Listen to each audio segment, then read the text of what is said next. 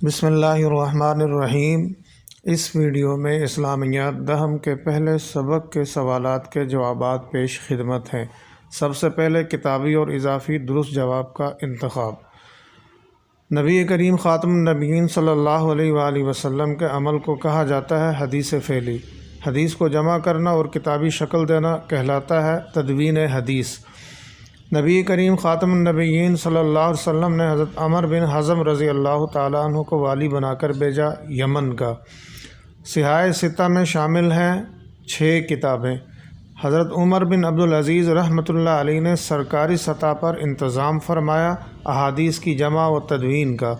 نبی کریم خاتم النبیین صلی اللہ علیہ وسلم کی گفتگو اور عمل کو کہا جاتا ہے حدیث۔ حضرت عبداللہ بن عمر بن عاص رضی اللہ تعالی عنہ کا مرتب کردہ مجموعہ احادیث تھا صحیفہ صادقہ۔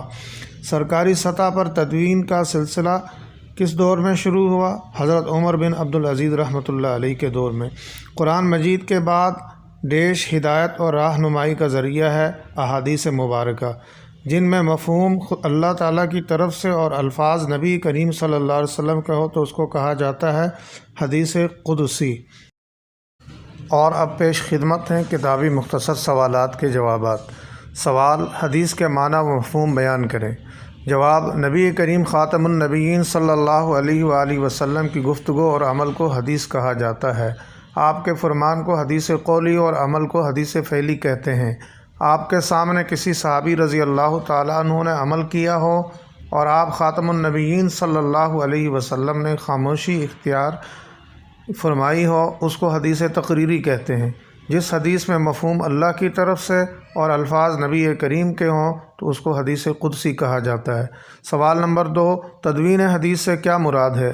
جواب: تدوین حدیث سے مراد احادیث مبارکہ کو جمع کرنا اور انہیں کتابی شکل دینا ہے۔ سوال: دور نبوی میں حفاظت حدیث کے 2 ذرائع لکھیں۔ جواب: حدیث نبوی کی جمع و تدوین کے ذرائع میں حفظ اور کتابت کے بعد تیسرا ذریعہ سنت نبویہ کا عملی طور پر جاری رہنا ہے۔ سوال: صحیفہ صادقہ سے کیا مراد ہے؟